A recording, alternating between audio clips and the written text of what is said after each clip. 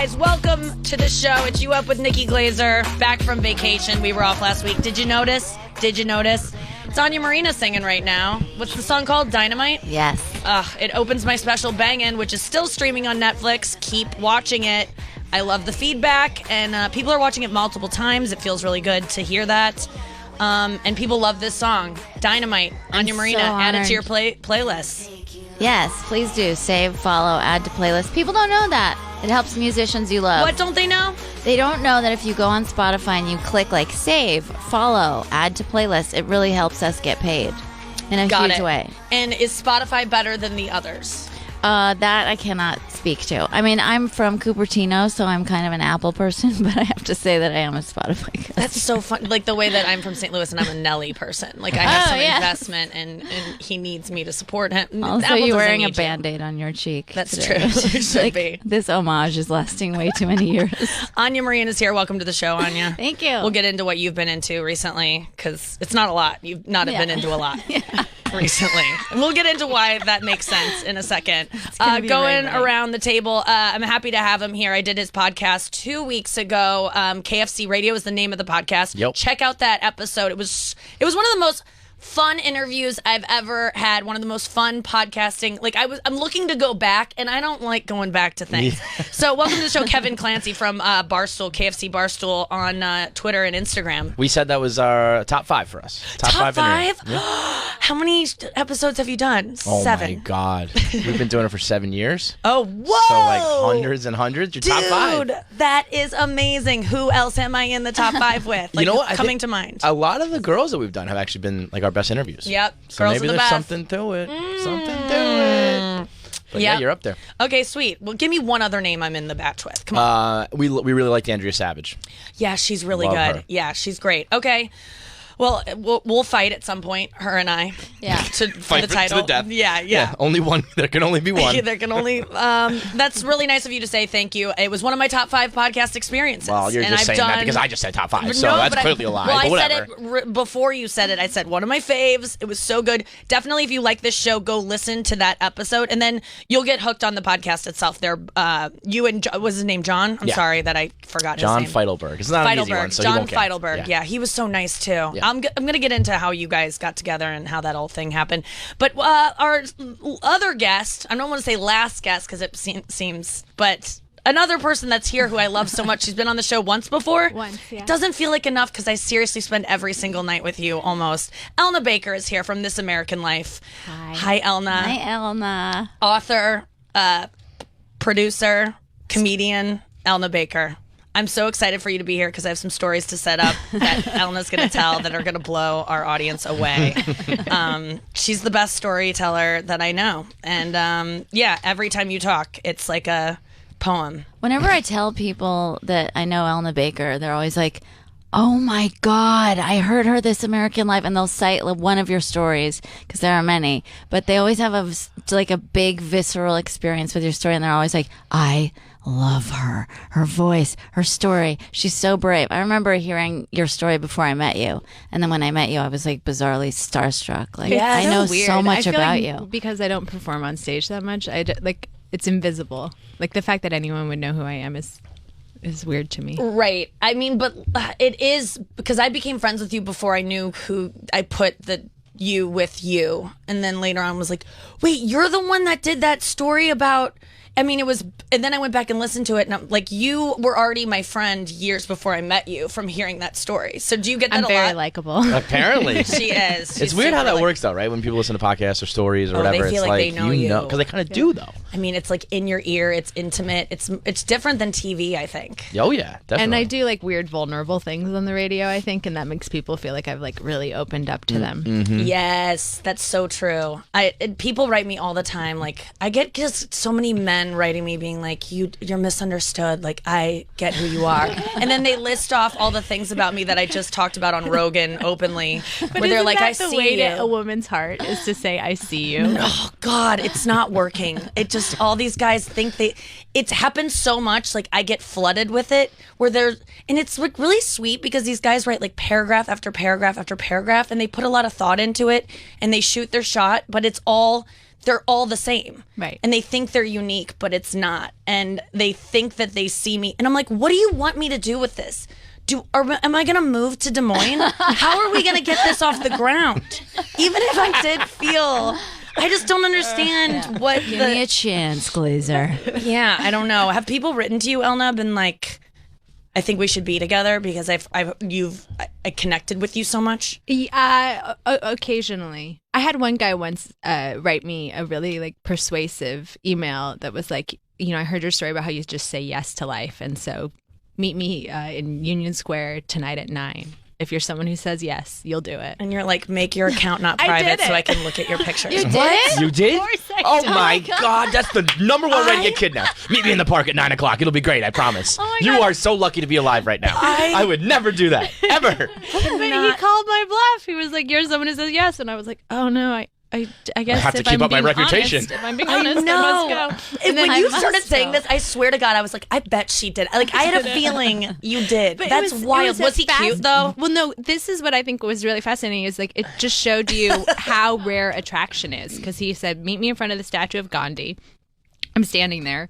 And then he was 20 minutes late. So for 20 minutes, every human who vaguely Oh my made eye God. contact with me, I was like a little puppy whose mother's coming home. I was like, is it you? He was Is it 20 you?" minutes late. I don't to know if this. that was like a power movie, did that on purpose, but that's the meanest thing I've ever heard in my life. To make someone just stand there and yep, is that the one? Is that the one? Is that the one? Because I had no idea. I was totally blind to what he looked like. By the way, I don't think I wait for 20 minutes. I know. I think I'd be don't like, know. bro, He I came to texted this me to fucking say statue. he I'm was going late. home. Yeah. Oh, he texted you. He texted okay. me to say he was late. But then when he started walking towards me, I was like, yeah, I'm not attracted. No, that's my biggest fear about any of this. But it's even dating apps instantaneous. where you can see their face a lot and you can see them move. Even I'm just like, oh, in person, what's it going to be The like? voice too. It's huge. the worst when it's a perfect face body bad voice combo, and you're like, yes. everything was supposed to be. That's why I Safe. like when you can Google them and look at them. It's not just hearing their voice out, because sometimes you hear a voice on a podcast and then you could see a face, but you can't put them together. But you need to see their mouth moving and the words coming out to put it all together. Yeah, That's why I Nikki's like- always like, I need to see someone in 3D first. I do, and I don't want to be. I can't wait till holograms. I was just going to say that's what we need. Yeah, that's what we need. Dating apps with holograms. Yes. They're like, let me check it out. Okay, yep, hologram Yes. looks good. Because you know instantly. So what did you do? That's my worst nightmare, is being like, okay, I'm going to meet this guy and he's going to get his hopes up that this is going to be something that it's not. And then he shows up and I'm like, ugh. Just like, I'm not feeling it. What did you say? I'm fairly good at just making the most of anything. So I just went on the date and had a good time, got to know him. It was only awkward at the very end when he tried to hug and kiss me. And I did like a weird, like where you push your body back, like Yes. like you're building an arch. Yes, yes. And then I tried to dodge his lips, and he kissed like the side of my lips. Yeah. I And would rather die. And then he It's wrote so me like bad. a long, like what, like one of, it's an incredible night together. And I was like, I don't remember if I think I probably didn't write back. That's Yeah. probably what I did. Yeah. Wow. Good for Yeah. you. I didn't think that you would Maybe be, I said not I had a writing good time, back. but I'm not interested. But I feel like that seems harder. That's why Should you everyone write goes. that back, or should you just not respond? I think you should write it back. I actually do think it's just nobody wants to be the bad guy. I've been reading about this Eric Byrne psychology because of Pat Allen.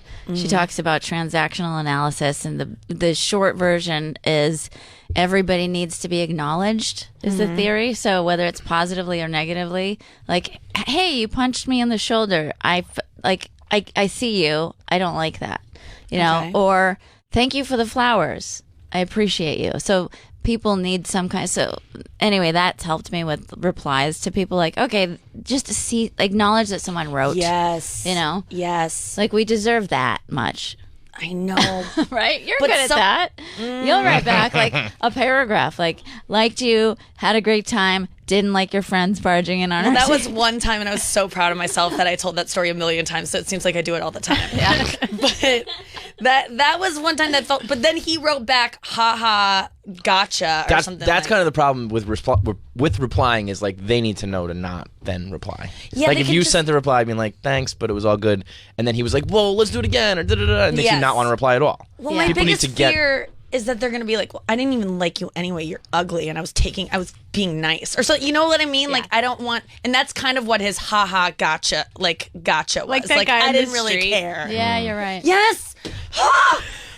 I've added that to my act because it's like I'm doing this whole bit about like why do I want to be fuckable to all men even though I don't want to fuck any men, and it's because men have all the power and when they are turned on they get weak and you can steal from them, and it's like that's pretty much it. I know. Facts, right? And I'm like, I get offended even if like gross men don't want to fuck me. Steal from them. we were out on this. Metaphorically, this is metaphorical Right. theft, right? Yes. No, you can still like if they got some kind bars in their pantry, they're not going to notice if you steal a couple.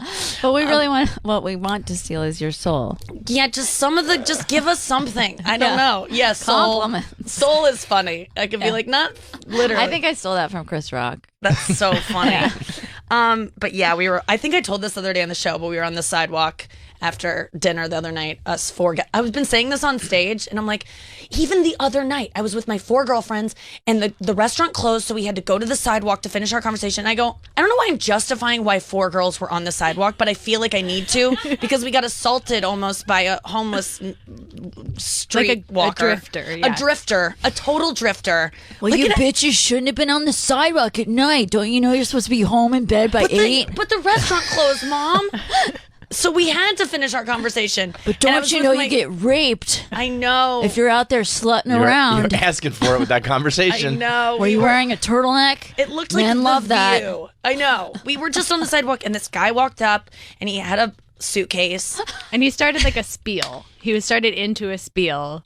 about like what did he want? Hey, he studios didn't- wanted because Hey, I I've was been- wondering. Yeah, I was trying to get here and I didn't get here, and it just seemed like he was about to ask us for something. Yes. And then Nikki interrupted to be like, "Hey, we don't." What did you say? I think I said leave. Yeah. Like I think I was just like, Vacate. dude, we're done. Like we're in a conversation. We can't give you you whatever started you at want. like a 9, which Yeah, I you did. loved. I know. I was like, I always gonna started be at like, 9. sir, no, thank you. And Nikki's like, I think she I was lets on him my talk for, period, and I 8 was like seconds. in like a man, like on my period. Sometimes I'm just like, buddy, leave us alone. Yeah. Like I'm just like, these are my ladies. Yeah, that's what you did. My favorite part was, you just ruined our night. You ruined our night. Well, that's because so then Nikki goes to interrupt him and is like, "Hey, leave us alone." And then he like clocks all 4 of us, like looks us up and down, and then points to Sarah Lena, who's a model, and says, "She's the only one of you I would fuck anyway." I kind of respect that. Devastating. I mean, I he mean, gave you acknowledgement. yeah, Eric Burns. definitely, Holy definitely shit. acknowledge us. That's And he the was biggest fear. like a homeless person. Yeah. No, he What does was it feel like when a homeless person says he wouldn't fuck you? That's what I'm saying. It, Kevin, ruined my night. Like I went home in the cab, kind of sad, because I was just Because like, a homeless I man thought wouldn't about it bang the you. entire next day. I was like, "What? Why What did I he do wanna wrong? fuck I'm me?" so Why glad I wouldn't that- missed that. I was like across the street trying to get a cab for us. God. Oh I my missed God. him not Yeah. wanting to fuck me. no, he did not want to fuck you. I hate to tell you this way, but I think that it's guy, so you did not funny. even have a chance with him. That is so funny. It was, yeah, it was, but it was, that's always my biggest fear is that if you confront a man in any way, or even like anyone, when I was in like middle school and high school, I just was quiet all the time. I never spoke up because I thought someone would be like, well, you're ugly. Right, me too. And then I'd be like, okay, well, that's my biggest fear. And because the kids do say shit like that. One time a girl was like, you pick your nose. And I was just like, yeah, I do. I have a sinus infection all the time. And I'm not doing it like Willie, like I'm trying to discreetly do it in class, but she caught me. And What were you trying to get out of there, though? a booger. Oh, Big fat booger, dude. What else are you trying to get out of there? Like my mom smoked indoors. I suffered with sinus Yeah. issues my whole life Same. because and my parents were like, "Oh, you just have weird sinuses." And I'm like, "Maybe it's because you are treating it like it's the 1960s and it's 1995." Read an article. I've secondhand smoked 40 packs of cigarettes this week. And so I'm Picky Glaser Oh, in 6th grade. No. That's really why. call you No, but they should have. Oh, they definitely That would should have have. been so good. I don't know. If someone ever called me Picky Glaser, I wouldn't make it. I barely wouldn't did. come out. I barely He did. was a great blues artist, actually, in the 20s. And him and Robert Johnson. Yeah, that just like deep fear of someone calling you out for like John Mulaney has that joke about like kids making fun of him and goes like, look at him in his small shirt, and he goes, it's not a small, it's a medium. But he's like, he's insecure about his clothes are small. Like that's his deepest fear. Yes. And they can just nail it and destroy you. That's why the internet sucks. Because Yes. people find it and they tell you all the time. I know. Do you get a lot of that? Oh my God. Is it So much. constant? What do they Is it do? as much hate and love, or is it more love, more like I would say for me personally, more hate. But really? Yeah. Like when you look at your ats on Twitter, is it mostly It depends on like painful- what's going on. Got it. So like right now the Yankees just got eliminated from the playoffs and I hate them, so I've been trolling, making fun of them. Yes. And people just go like 0 to 100. Like I'm making fun of baseball and they'll be like, And they're saying the meanest yeah, shit and I'm like, about oh, you. okay. Of all the right, mean great. shit, is there anything that gets you? Yeah. I think it's like that. Like when somebody hits you with something that's true. Like what? What What do you hate about yourself? There's like, well, I have like a bunch of family shit going on, so people will go at me like that, Yes. and then like they pick on like the physical insecurities, that the one thing that you all, you know what I mean? It's just like, Yes. What is they your ruin. you're a handsome human being. Oh, thank What you. is your Thank you. physical insecurity? Oh, I'm the king of skinny fat. I am the most skinny fat person in the world. So I try to embrace it. I try to embrace it and roll with it. But I'd rather not be skinny fat. So What does that even mean? skinny fat's the worst. Skinny Okay, fat is tell absolutely me. the worst. What It's is like it? you're not fat, but you're not skinny. You're not in shape. Like I'm grossly out of shape. I'm just not a fat person. Right. Just because of, I don't know, whatever, genetics and body type and stuff. Yeah. But I'm disgusting. But yeah, I'm the king of skinny fat. Yeah. Do you work out at all? No, I just went the other day. I finally was like fed up and I was like, I have to do something. Yeah. Because my body's all fucked up and like, not just like looks wise, and he's like, be healthier and better and all that shit. And so I've gone twice now. And the last time I went was Friday. And I like could barely walk here today. Yeah. I was so embarrassingly sore. I was like, I'm never working out again. Oh. I'm just gonna do this till I die. I'm just gonna be skinny fat until I die because I cannot be this sore ever again. Well, that's the first. I know, but then Workout. but it's like I'm never going back. But it's working out. It's just never over. No, That's the thing that sucks. And it takes like forever to get in shape, and it takes like 30 seconds to lose it. It's like, oh, I didn't go to the gym for 6 hours. I'm fat again. I know with the feeling terrible. of like sitting down on the toilet, you have to like brace your and like have help because of Every time I stood up, 3 I'm like, squats you did. pushing Yeah. off. Oh, it's Yeah, terrible. it's I hate terrible. working out, and I don't get any satisfaction out of it. I'm not like, oh, I feel the burn. I like that. I'm like, this all sucks so much. I know. I just want to be on the I couch. know. It's so interesting when something you hate suddenly flips. There's like this weird tipping point or turning point where, like, for instance, I was late for years. I had a terrible lateness problem. And this one time I was on tour and I fucked up the time change. I was in Minneapolis or something. I thought I was in a different time zone, and I was like, fuck, I'm late. I'm like, my flight's boarding now, and somehow I ran all the way. That airport is huge. I get to my gate and I realize, oh my God, I'm 2 hours early for my flight. And the amount of relief and joy, like bizarre joy that I felt, it was like physical. I was covered in sweat and I had just been crying for like a mile, running with all these bags and a guitar, and I was just like, and the weird juxtaposition of like that discomfort and then the joy. I have never since then ever been late to an airport again, and that was 10 years ago. I'm always like an hour and a half early because I liked how it felt so much. So I went, and then I hated working out too, and then there was just one workout where it hurt so much, but in a weird good way, that then I started being like, I kind of want to go back to that weird class that made everything in those weird areas. It was like a ballet type class, and so I've been a little more into doing. So I wonder what that is. Like, do you guys have that where? I always hated working out. I never worked out, and then I started Pilates like a year and a half ago. I go 5 days a week because this is the trick. Is in my mind I call it air sex, and because they put your legs in these like rope straps, so it's like Yeah. being tied up by a man. and then you have to like thrust your hips into the ropes, and it just feel. And so anytime it starts to hurt, I close my eyes and I'm like, I just imagine the dialogue of the person I'm fucking. And then there's one where you turn to the side, and then you turn to the side, and you're like lift. It's like I hope you wipe down your machine afterwards. Can I find this class? Can I do some Pilates with you? Because it sounds like I would enjoy that. Yeah, I mean, there's this one where you turn to the side and you lift your hip up and down, and it's really painful, but it feels like you're being fucked from behind, and someone's sort of like lifting your leg up and down. This is such a good way to look at it. And so then as it's happening, sometimes I'll just imagine that I'm being fucked in the ass. And that's how I'm like, oh, this is so dirty. And on multiple occasions, my Pilates teacher during that exact moment will go, are you okay? What is your face doing? It's like wincing. I'm wincing. I'm like bracing myself for that dick. Like, oh my God. But it's all imaginary. And then I leave and I feel like I have sex every day. But you pretty much do. In real life? Yeah. You've been I'm starting to understand the guy who emailed, by the way. The long paragraphs meeting in the park. Yes, I get it. Yeah. yeah. We're in Pilates together. Can we hang out? Yeah. Elna, I see you. That is a great incentive. Although, I love that. that was a great story up until so I have to envision myself getting fucked in the ass to want to go work out. It's just that you lost just me start there. Pilates. You can't pick and choose your exercises.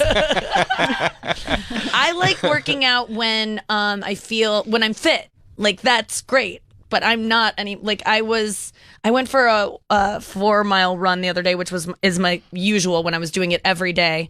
And I'm fucking so fast. And then I took a month off and I added a minute to each mile, which is a lot of time. And I was going as fast as I could. Wow. And there was something in me that was like, oh no, I can take a month off and still be as good. Like being in shape is just in your head.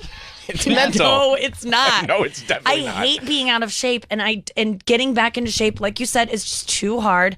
And also, working out takes so much time out of my already stressful day. It's too much. I have to wake up and meditate. Then I have to go to therapy sometimes. I have to meet with friends. I have to do I have to do radio. I have to do podcasts. And then working out, if I didn't have to shower and redo my hair and makeup, it wouldn't be a big deal. So what I'm telling you, Kevin, is that you have no excuse. You don't have to shower and redo your makeup and hair. True story. It is very easy for a man to work out. You should add it in. Okay. All right. I'm just saying. You're right. You're not wrong. But I've found the incentive to work out is like if you go to the gym and there's like hot guys there. And like you get on a treadmill in front of them the whole time I'm performing, or even a hot girl. Like even a girl that I'm like, I want her to be jealous of me. I know that's crazy. My gym is only full of 85-year-old Asian women. Well, if that's what you're into, that's a great place to go. Dan Rather, everyone, waving at us. Oh my God. Oh my God. Yeah. One of the last Dan Rather sightings.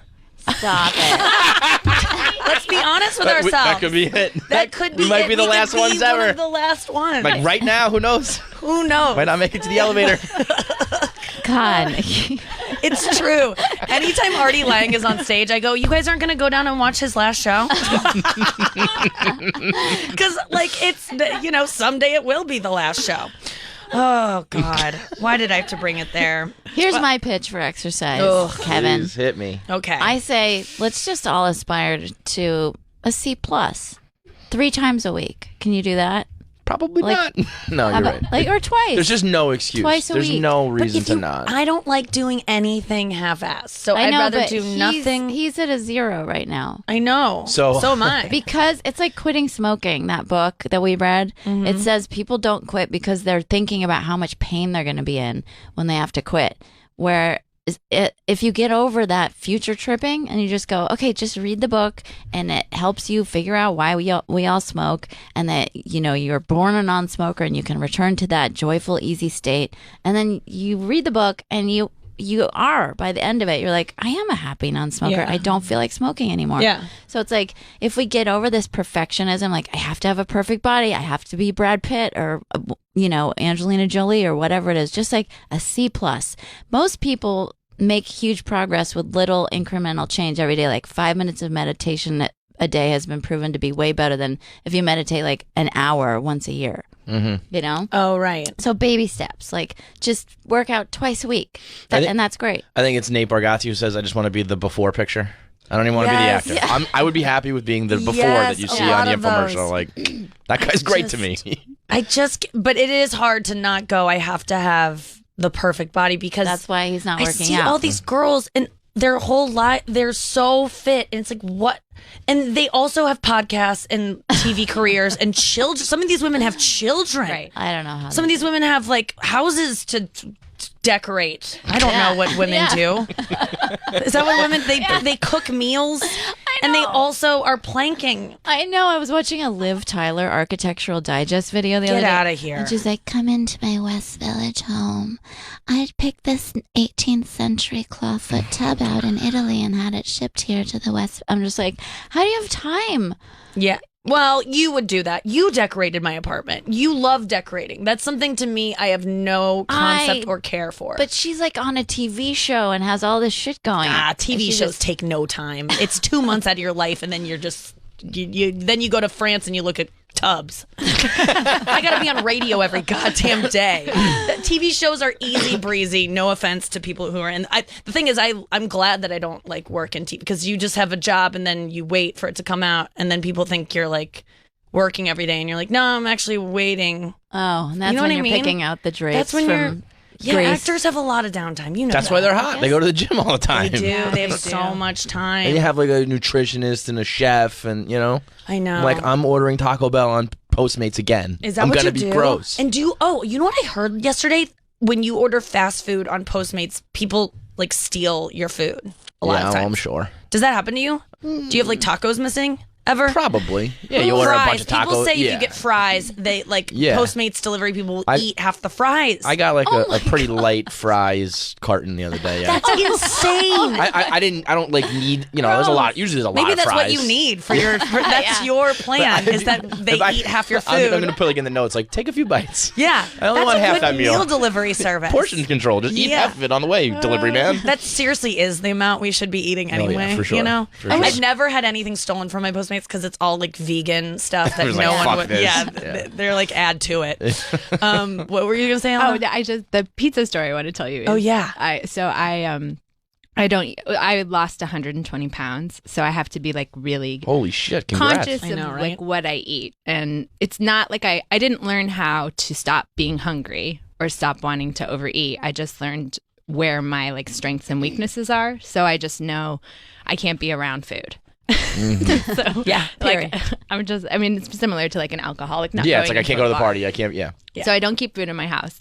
And my brother was staying with me and he came home. I woke up in the morning and he had bought a whole pizza and left it on the counter. And there was only one slice gone.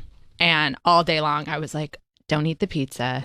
Just don't eat it. But all I could do was think about the pizza. So I'm trying to write from home and I keep going back in and I like cut tiny slivers of the pizza. Like a bad roommate who's stealing your food. I'm just like, little They'll never notice. tiny slice. It's a baby slice. And then I just do that. And then, around like 6 o'clock at night, I open the box and like basically the entire pizza but one slice was gone. And I was like, like I hadn't been conscious of what I had been doing. And I'm like, oh my God, he's going to come home. I can't, the shame of having eaten a whole pizza and him knowing, I was like, I can't tell him. And then I was like, do I pretend people came over? I was like trying to come up with like an excuse. So then I take the box and I gnaw. Oh, I have a dog. I have a pit bull. So I take the box. I love this move. And I gnaw on the edges. So it You are a looks- savage. Yeah. This And then is incredible. I punched the box like a dog attacked it, and then I throw it on the ground next to the dog. My brother comes home and he's like looking for his pizza. He can't find the pizza, and he's like, "Did you see I had a pizza?" And I was like, "No, what are you talking about?" And then he sees the pizza on the ground next to the dog, and he starts yelling at the dog. He's like, "Your dog ate my pizza!" And I'm like, "Well, animals don't have self-control. Just That is You can't." wild. And so then this is where the story gets very dark. But then, so the very next day, I'm walking my dog. It's a like aggressive pit bull, so it has a choke collar, and I hadn't clasped it right. So the dog yanks, and the collar snaps off, and then and then I lunge for the dog, and the dog thinks I'm playing with it. So it goes like, like a jump back into traffic. And it got hit by a car and died in my arms. I know. It was like one of the most traumatic things that had ever happened to me. And I'm there in the street. I'm crying. People come up. They're like, can we call anyone? Are you okay? I'm sobbing. I'm like literally bawling. I kept saying, I want my doggy back, which is the saddest sentence ever uttered. So I'm on the street. I'm crying. They're like, can we call anyone? They call my brother. 5 minutes later, my brother gets there. He like comes through these people and he just like picks me up, holds me in his arms. I'm crying. And he's like, hey. It's okay. At least for her last meal, she had pizza. And I like through tears, I was just like, I ate the pizza. And my brother started laughing so hard. I started laughing so hard. There's literally like a dead dog at our feet, and we cannot stop laughing. No way. Because of just like the odds of this terrible secret having to come out in such an insane way. But yeah, I have a problem with food. So long story short, go to the gym, pretend you're getting fucked in the ass. Wow, that was the funniest, saddest, and then funniest story I've ever heard in my life. mean, that should be like the pilot of a TV show. I know. That's insane. That's crazy. That is Episode 1. This happened in New York. This happened in LA when I lived in LA for like 9 months. Holy Yeah. Where in LA? I want to picture where you. In Koreatown. No. I don't know. Okay. Why does that make a difference? I mean, I can make a joke, but yeah. so did the person get out of the car and like? Well, so the person did not stop. And so then the other weird, so this is the weird, I don't tell this part because it just doesn't make any sense. But basically. Now it's going to get weird? The person didn't stop. I'm like panicking. And the dog had gone into like seizure, right? And like a jogger ran by and didn't stop. And then a white like car stops and this woman gets out. And she's like, what happened? And I was like, I got hit by a car. And she goes, it's okay. I can heal things. And, I'm just in like, it's like the most Los Angeles thing to say. But I was like, okay.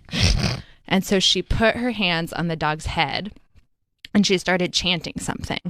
And the dog had been like, completely gone. And it just like one paw at a time completely like arched its back, stood up and looked at me.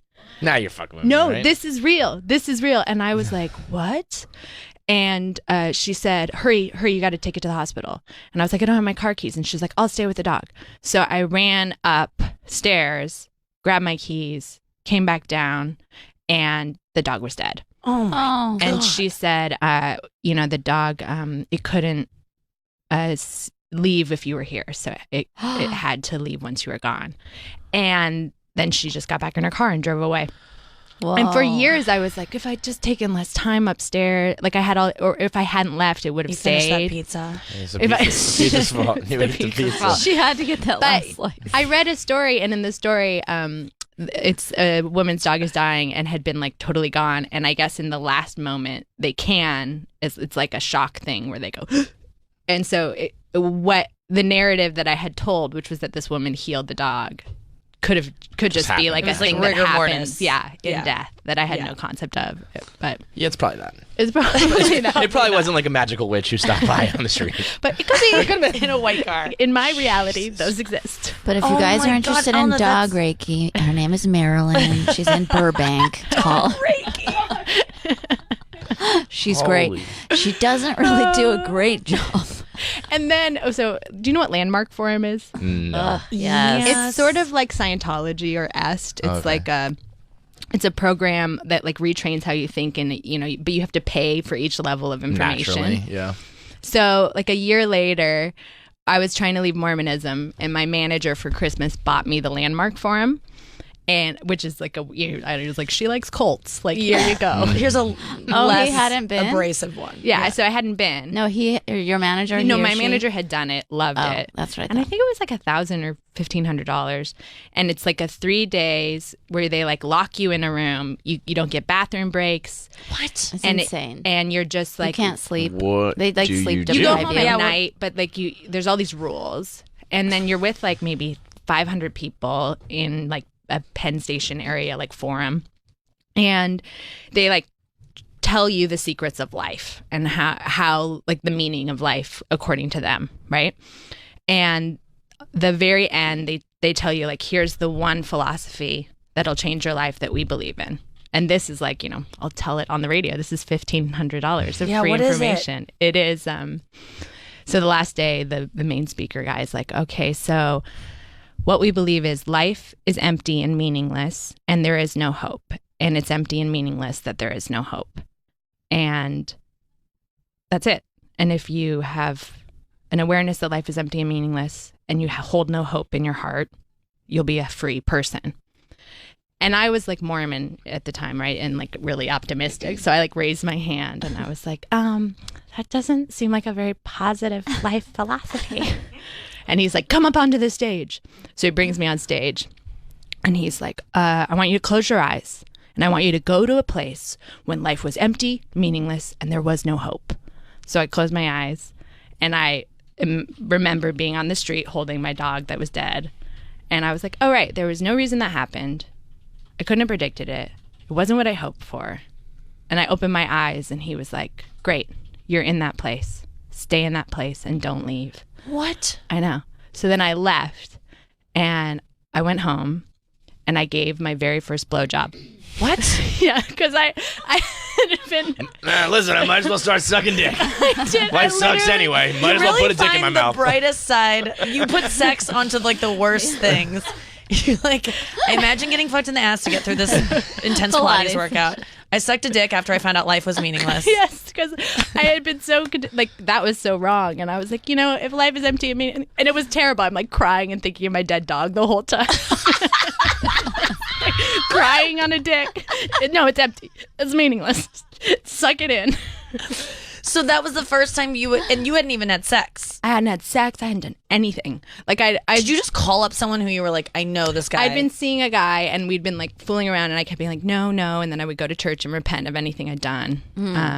And Landmark got you to suck it. Landmark got $1,500. You're paying money to blow dudes. Landmark. That is so funny that is the first, because it is so. I mean, in my special, I talk about like blowing someone. You're just like, oh God, I'm gonna have to do that someday. And it really, you need to get to a place where like none of this matters. You have to hit bottom. You really do. That's so weird. Oh my God. Oh my God. Yeah, it had to break. It broke something in me enough to where I was like, well, fuck it. Yeah. But that being the very first thing is very funny. It's not like, so I just quit my job and decided to travel. It's like, well, I'll start sucking dick. Yeah. I mean, what was your first blowjob? I went to Scientology. Tom Cruise. I'm just curious, was your manager like, yes, that's what I wanted to have happen? It was my manager's dick. I'm just kidding. Oh. Oh my God. He's like, success. We have to go. My to grand break. plan worked. Elna Baker, Kevin Clancy, Anya Marina are here. What a great show. Already, we're back, baby. We're back. There's nobody on the planet like you. So why would you want to buy a generic mattress built for everyone else? Helix Sleep built a sleep quiz that takes 2 minutes to complete, and then they use the answers to match your body type and sleep preferences to the perfect mattress. My mom got a Helix Sleep mattress, and I haven't talked to her in weeks. And I should, because I need to hear how she's sleeping. Yeah, she's been asleep this whole time. I'm guessing it went well. I haven't heard anything negative. I bought her a mattress. I think she likes it. We went to Helix Sleep. She loved Helix because she was toiling over a mattress choice for so many years, like literally years. She was just like, this one's good. I'm like, just take the quiz, trust them. If you don't like it, they'll come and pick it up. What do you have to lose? So she was like, great. And I go, also, I'll pay for it. And she goes, even greater. So go to helixsleep.com. I'm not going to pay for your mattress, but I will give you up to $200 off if you go to helixsleep.com/Nikki. Helix, HELIX sleep.com/Nikki. They were awarded the #1 best overall mattress pick of 2019 by GQ and Wired Magazine. They have a 10-year warranty, and you get to try your mattress out for 100 nights, risk-free. So nothing to lose here. They will deliver it to your door completely free, and then they'll even pick it up for you if you don't love it. helixsleep.com/Nikki for up to $200 off. Go do it. We'll be back with more show after this.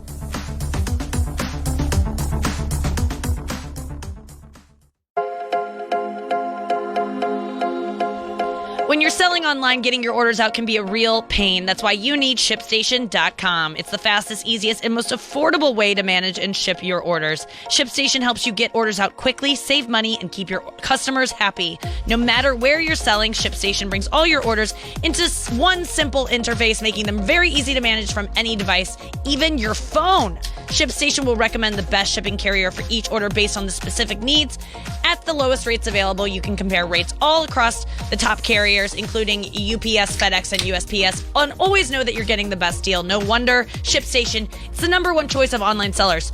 I don't know why you're shipping with anyone else, to be quite frank with you. With ShipStation, you'll ship more in less time with the best rates available. Right now, you can try ShipStation for free for 60 days by using offer code COMEDY. There's no credit card required to try it out, so why wait? Go to ShipStation.com, click the mic at the top of the homepage, and then type in comedy. That's ShipStation.com, enter comedy, ShipStation, make ship happen. All right, we're back. It's You Up with Nikki Glaser. Got a full studio here. Anya Marina's here. Hey, girl. Hey, Just Kevin talking Clancy is here from Barstool Radio. You can check out his show, Clancy and Carabas. Carabas, Clancy and Carabas with Casey Smith, weekdays. Is that Monday through Thursday? Monday through Friday. Friday, jeez, dude. 1 to 3 p.m. Eastern on Sirius XM Barstool Radio, channel 85, just 10 away from us. And Elna Baker is also here, producer on This American Life. What's the latest story you've had on that show? What can we direct people to? Of mine? Yeah. I guess the Mormon bishop one, but I've done that's where I'm telling.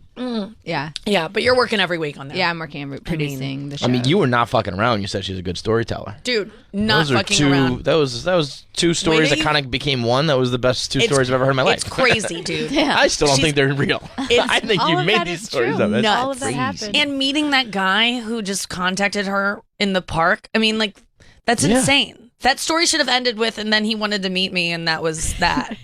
And then, but no. I'm surprised you didn't blow him too, because life is meaningless. That was before the landmark. Oh, it was? Oh. Yeah. There you go. Or I would have. Life is meaningless. Is it meaningless? Do you still feel like that? No, Did that stay with you? I think I carried that. It actually worked. I think what I'm learning now that I'm in my 30s is how susceptible I am to brainwashing. And I think we all actually are. Yeah. It's a very human trait. But I think I carried that mindset for at least 6 or 7 years. It's a bleak one, but I kind of get it. Yeah. As long as you don't. I think you can take some nihilistic. good away from. Yeah. Where it's just like, you don't worry about things you can't control, Yes. and like go with the flow is probably a better way to say it than like life is meaningless. But I get it. I mean, they 'Cause kind sometimes of you stole fret that and you from freak out Zen and you- Buddhism. Right. Like Buddhism just says that life is suffering, and if you don't want to suffer so much, stop being attached to things. Right. Like, being attached But to see, positive and now negative. that's where I would say like my spiritual beliefs are. And I feel like that weirdly is different. Yes, Because the it's first- not meaningless. It's not meaningless, right? It's just that there's suffering. So the meaning is suffering. Yeah. Yeah. And then wait, what are you supposed to do? You're not supposed to. attached to things positively or negatively. Just kind of be. Yeah. Well, I mean, I'm definitely a nihilist. Like I'm like whenever I get a TV show and people are like, "Congratulations," I'm like, it's gonna get canceled. Like I'm happy, but like let's think about. And when people are like, I was just in Burlington, Vermont at this comedy club, the Vermont Comedy Club. It's so good. But I go out every night and I'd be like, this is my last time here for a really long time because I'm getting famous and you can't afford me anymore. Like it's just not. And I was just being honest with them. I'm like, I love this club, but I won't be back. Actually, I will be back. I will be canceled eventually, or Come back around. Things will Your not comeback go. tour will start there. I am on the way up. I will get more famous than this, and then I will get taken down again because nothing lasts. You don't just stay great or whatever. And so I was like, I'll see you guys in like 10 years when I need this work. But like, but it's just being realistic. And then I'm working on this other bit about how like guys don't ever want to be boyfriends because they're like, oh, I might have to marry you. And I'm like, I don't think we're going to last. Yeah. Chill the fuck out. Like, I just want to And then commit. everyone laughs at that. I literally said that on stage, not as a joke, but then it gets a laugh. So I'm like, oh, I guess that's funny. But why do people think things are going to last? Is that a weird thing to say? Like 99% of the time, they're not going. No. Why would a relationship I'm starting right now last when nothing, given the odds, nothing I've done has lasted, nothing you've done has lasted. Right. What we're gonna figure it But out like now. nothing anybody does. I mean, 99% of the relationships you get in are probably going to end. Yes. Well, define lasts. Till death. Okay. Some do. Some do, But you're right. I would say the vast majority do not. And to think that everything that you enter into is going to last forever and to project that far is just, it's silly. It's not realistic. Right. You just want to lease someone for a while. Yeah. I don't want to. I just think that that's probably most likely what's going to happen. So let's not get ahead of ourselves and think, oh, this is the last person you'll Yeah. ever have sex with. I'm not going to be the last person you have sex with. We're going to end. And then you can go out and do it. This is actually very Buddhist. That's Buddhist. I think so. Like not being attached, like be in the now, be here now. Ram Dass all the Right. way. Yeah. Be here now. Just in this moment. Let's enjoy this now. His name, Ram Dass. Yeah. Who is that again? He's like a Richard guru. Alpert was his original. So he worked at Harvard and was part of the psilocybin experiment that was so like controversial.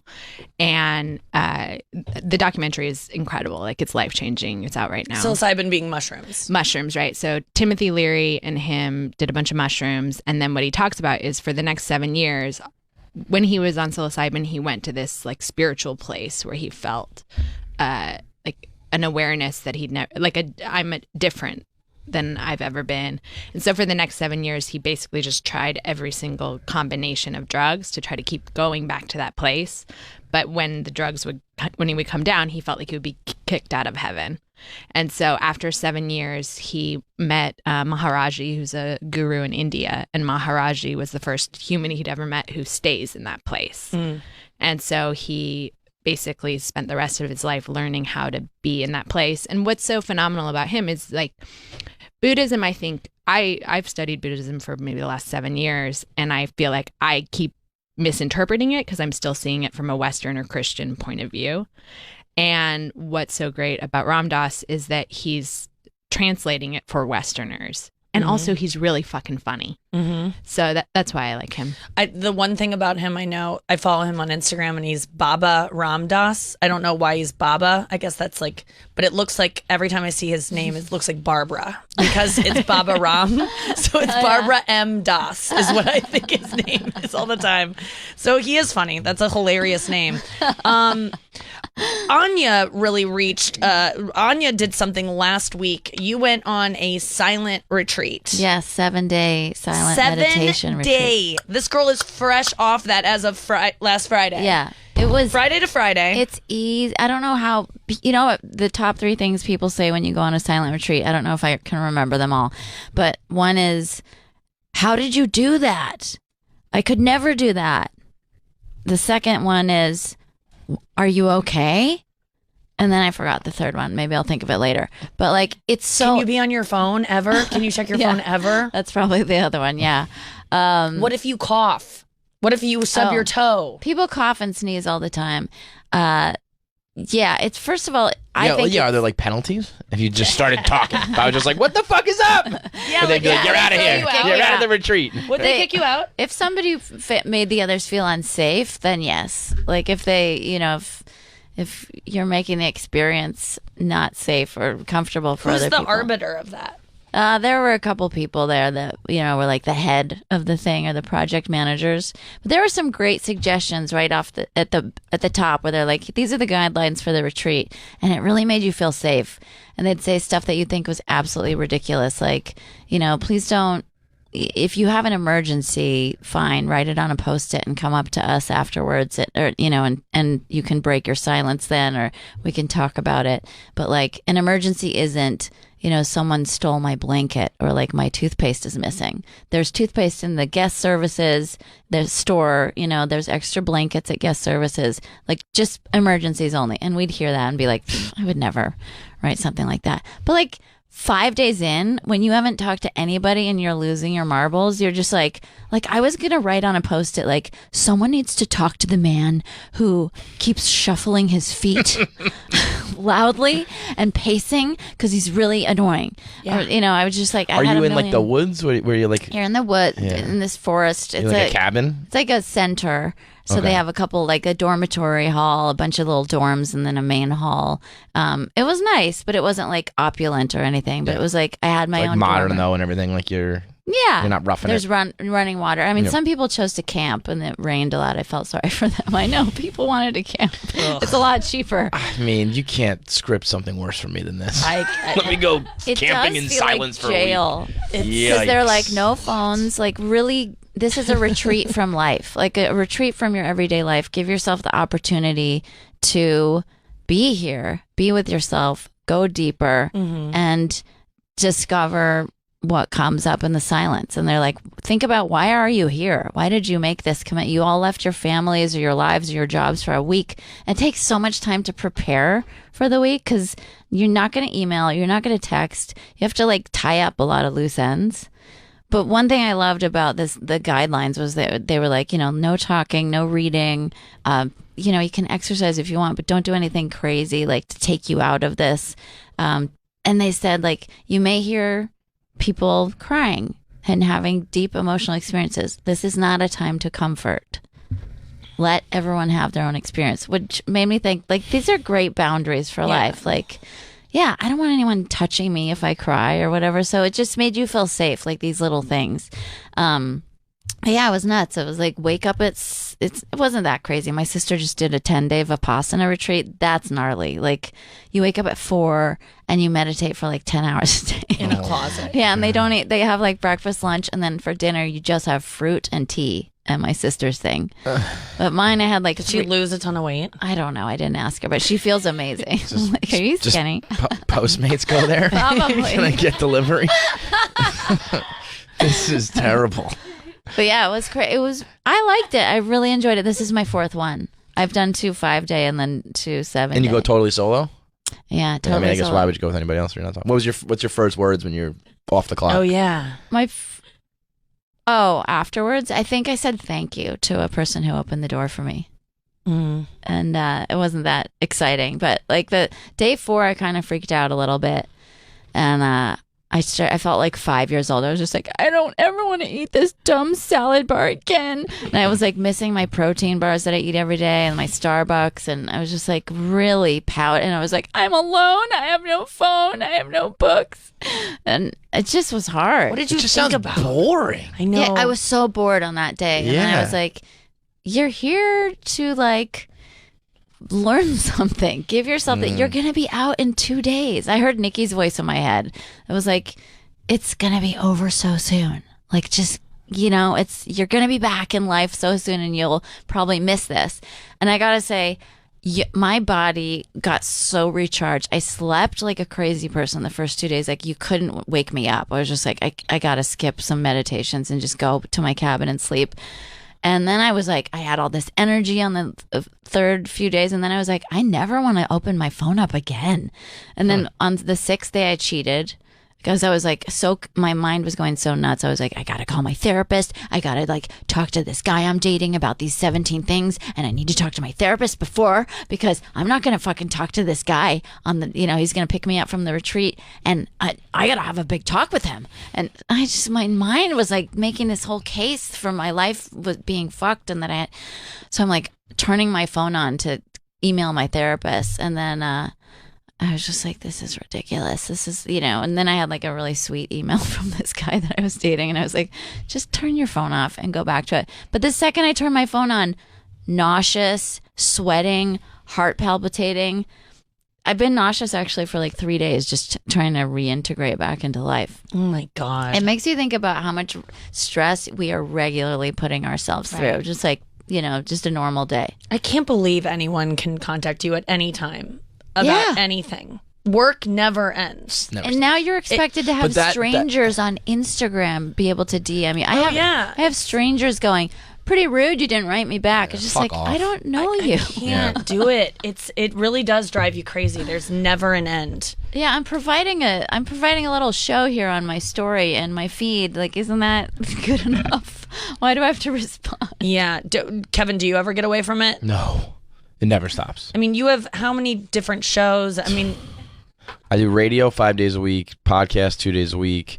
We have like a video show that I do 4 days a week, Snapchat show every day, Twitter nonstop, live tweeting games and events. It's just like fucking crazy. When does it end?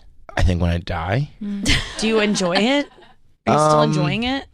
I had a normal job out of college. I was an accountant and I fucking hated it so much. So whenever I freak out, I like go back to that place and I'm like, it's like prison for me. Like I ain't going back there. Yeah. So I always remind myself that like life would probably be more, because as stressful as it is, it's like kind of self-imposed. It's like my own goals and shit. Yeah. Whereas like if you have like a corporate job, it's like, I don't even like this and someone's breathing down my neck and I have to keep up with it. Yes. So as stressful as it is, it's like my own, like, yeah, I'll do another show. I want to do another this. I want to, whatever. But it definitely is wildly overwhelming. Yeah. I mean, is there ever like, I'm just projecting because I have the same kind of life. Like, I could never do that. That would freak me out more. Your retreat? Yeah, because I would be like, well, I'm missing this and I'm missing that. By the time I come back, I'm not gonna have a show and people are gonna move on. You know what I mean? Like it would freak me out even more. I cheated twice. The first time was like day 4, and I was just, my mind was going, you're gonna miss all these licensing opportunities because I'm a musician. I make most of my money through TV and film licenses, and I'm just like, you really want? But meanwhile, you're not going to, right? It's really like, not going to. But it's kind of almost like narcissistic in a way to think like, well, the world can't exist without me for an hour. There were 2 emails. One that was like, we need an approval on this thing. So in a way, I mean, I did make money while I was there, but I was thinking this could have waited. Mm-hmm. Everything can wait. Well, but can it? I mean, it used to be able to. Like, or if I feel like shit does move fast enough where it's like, yes, your life's not going to like end if you miss this opportunity or whatever. I mean, I said but in a you way are going to miss. But that's how you get hooked XYZ. in. Is the belief that like you. I mean, I had a friend say something I keep thinking about, which is that we used to think the internet was this thing we logged on to or signed into, but now the internet also exists in our own head because when we're together now, even though none of us are on the internet, there might be a background voice that's like, did my crush look at my Instagram story? Mm-hmm. And in that sense, the internet is with you right now and always with you. Well, we came from like, when I started at Barstool, it was like I was one of like 5 guys. We were all just like in our apartments and it was whatever you make it. So I was like, I'm going to watch every game. I'm going to tweet every event. I'm going to blog every single story. And it worked. So it's like, part of me is like, just keep going, you know? And I see like the new people that start or are not in that mentality. And I'm like, I want to just be like that, but I can't be. I was just like, I come from a be like you. Yeah, well, that's at least my thought. My thought is like, as you know, you get what you get out what you put in, and I put in so fucking much, and it has worked, and so I'm gonna keep doing it. But I also feel like I am reaching my goddamn breaking point where I'm like, what's going to happen if I just keep doing this? Yeah, because I feel the same way. It's just because. But you've also like skyrocketed, so like you really are reaping the benefits of it. Yeah, I mean, as are you. I mean, you're very successful too, but it's like, I hear what you're saying about you've said yes to everything. You've done every single thing, and it's gotten you to where you are.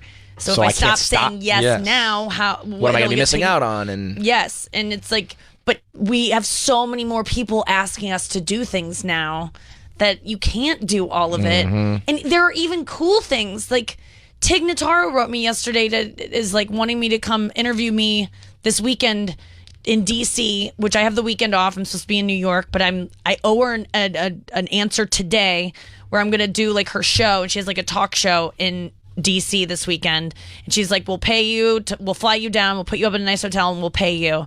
I'm like, oh, there's no reason not to, except for the fact that I don't want to go anywhere.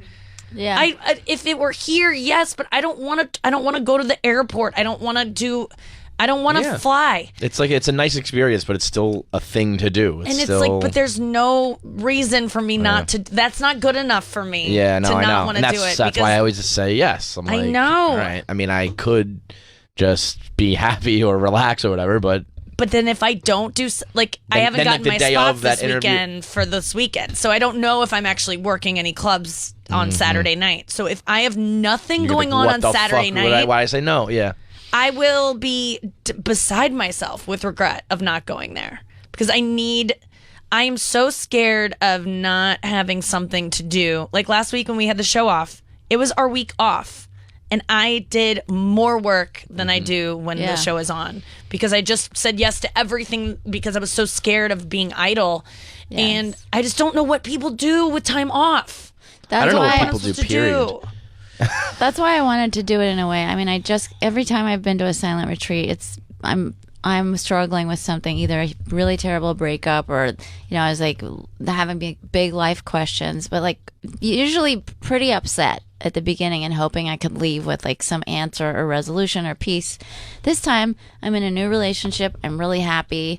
Every part of my life is going really well. Love, career, everything. And I was like, why am I doing this? Also, the retreat was a 20-minute drive from my new boyfriend's place. And I'm just like, I could be spending this week with him. He's like in another city. I would not be able to do that. And I'm like lonely. I'm thinking like, you're going to be looking at the moon every night, like with no cell phone, walking to your dumb dorm room, just thinking like, hey, he's looking at the moon 20 minutes away and I can't hang out. I have to sleep alone. I was really doing this whole thing. And it's all self-imposed. It's all just your own. And then I was like, I agree with that voice. Yeah. Well, so did I. I'm like, go hang out with that him. Voice. Yeah, he's not doing anything. You're not doing anything. And you're just torturing yourself. And I'm not rolling in money. And this was a very expensive investment that I saved up for a year. For me, it's an $1,800 thing. I'll just like throw that out there. I wanted to be by myself. It's cheaper if you room with someone, but I wanted to be alone. I wanted to be comfortable. But $1,800, which I could have had a full refund if I would have given them 8 days notice or something like that. And I was just like, God, you could have $1,800 and, got this whole thing. And I was just like, no, you are going to have a long life. You're probably going to experience the death of your parents in your lifetime, a lot of tragedy, a lot of ups and downs. This is going to be enriching for your soul. And this is going to like make you a stronger person, especially that you're happy and pretty even going into it. Like, let's see what comes up for the week. And it's just going to make you a better partner, daughter, wife, whatever, friend. And I went and, I was worried about like missing out on career stuff too. And just like, and then I had that day where I was so lonely and I was like, wow, even in my happiest time, like without a phone, without connection, without friends, I can still go to being a 6-year-old little whimpering kid whose lip is quivering, like, I don't want to be here, Yeah. And then I made it through that and like laughed at the end of it. I made myself laugh because I was thinking like, what do you need? What do you need right now? Well, I feel that every day. I do think that I could do a retreat because it's imposed. You're at a place. There's a regimented schedule of like everyone else is not looking at their phone. I feel like I could kind of get on board with that more than I just have just no a weekend at my house. Yeah, where it's just up to you, right? Where you could just be silent. Like you could do a silent retreat in your own apartment, but you don't because you can't because there's no rules and people and old men shuffling and things like that. But every day when I meditate, and when I used to do the guided ones with Sam Harris, he would always say, like, this might be the only part of your day that you do nothing. So just give up everything. And it would really, like, resonate because it was like, okay, he's like, you can take 10 minutes. Yes. Now, a week is a whole different thing. But then recently I've just been doing TM, which is not guided. You just say a mantra in your head for 20 minutes. And that to me used to seem so insurmountable to do that. But now I give it to myself every morning as like, you don't get to check any, like it's forced. Like I feel like if it's forced, then I can do it. But meditation for me, because there's rules to it, even though it's very nurturing and it's whatever you want it to be, there are rules. Close your eyes, say a mantra, don't look at your phone for 20 minutes. Right. And I can follow that. Right. But given a weekend alone where it's just like, just a staycation, girl. I don't know what people do. I don't know what people do. I smoke a ton of weed. Their I phones. go get a foot massage. I take naps. and I look at my phone. One thing they said at the retreat was we've never had a time when we are more when we're spending more time connecting with each other on our devices. This is a time when the world is connecting at its absolute peak. Like we are spending tons of time connecting, and yet it's the most isolated we've ever felt and been as a civilization. Yeah, we're all so lonely. Alone So together. lonely. Yeah. Yeah. Well, and I think like to what you're saying, Nikki, I have a similar challenge, which is like, what am I so afraid of? Like, I'm afraid of the stillness. I'm afraid of being alone with myself, and I can't relax. Oh yeah. And I think we're all afraid of something. Feelings. When I get into my own thoughts, last place I yeah. want to be. It's So I'm like, let's go awful. out, let's talk. I'll talk about you. I'll talk to this. Like, if I'm by myself and we get going up here, Yeah. forget it. You do not want to go there. Yeah, what do You you know? do to derail those? I usually just keep working. Like I Phone. stay busy. I'm on the Yeah. phone. Yep. And especially when the phone can be like justified as work in my head. I'm like, it's not just like Do you do anything to work on yourself? Like, do you No. do you meditate? Do you Nope. go to a therapist? I went to a little bit of therapy. Didn't stick with it. Should stick with it. Definitely. Don't do it though. Yeah. Definitely need to though. You need to do something. For You work way sure. too hard. You need to like meditation. Yeah. I would recommend. I just can't do it.